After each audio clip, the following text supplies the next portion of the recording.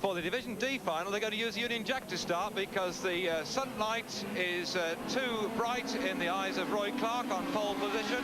As these cars get underway, 7 of them roaring off now in all bumping and boring yet again. Well, they can't blame that on the sunshine. That was in a darker part of the course. It was just sheer enthusiasm to get to the front as they settle down now with 5.5 laps to go. And Roy Clark doing a beautiful manoeuvre there to go by on the inside of Bob Smith as they come off Chessons.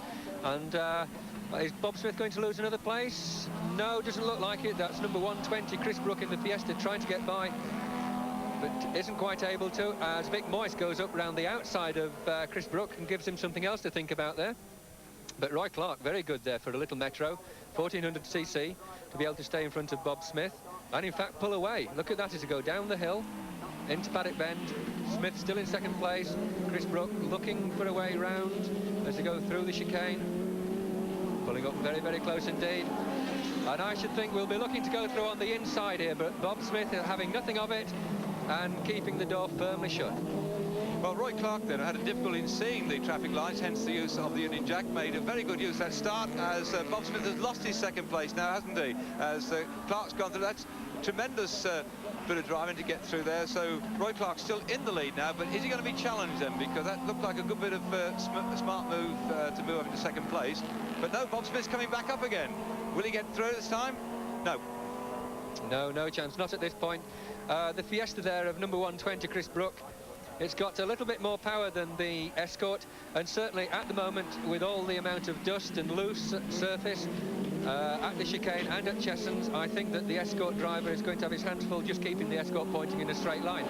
And that will allow the Fiesta to take a better line, and sure enough, there is the leader, Roy Clark. He jumped as he hit the bumps there and threw him out a little bit, and that allowed Chris Brook to come through into the lead.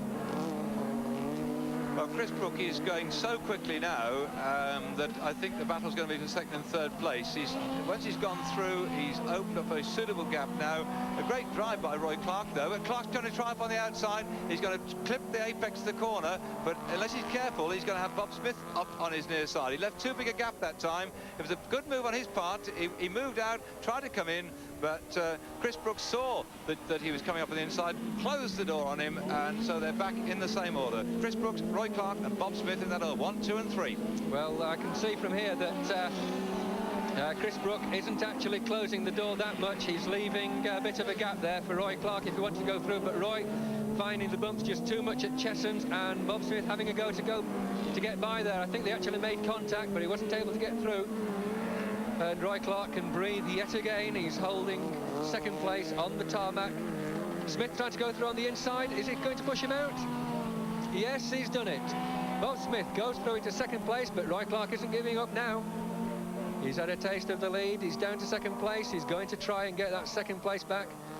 And I don't think anything's going to stop him. Yes, he's got driving skill, but he just doesn't seem to have quite the power that these other cars have got. And the Metro's early in development yet. If he keeps up this sort of performance and gets to understand the car and tweaks a bit more performance out of it, bouncing around there, then he could really give a run for his money, because he's just that fraction slower, isn't he? He certainly could. And I should think that even though he's now been demoted to third place and beginning to drop back a little bit, because the Metro is suffering over the bumps, and the bumps have got worse as the day has progressed, I should think that he'll be very pleased with the way it's gone. And over the finish line to take the checkered flag, we had Chris Brook coming through to win, with Bob Smith second and Roy Clark managing to hold third place. And we see Chris Brook smoking as he goes up the hill there. I think he must be a very relieved man that the checkered flag did indeed come out.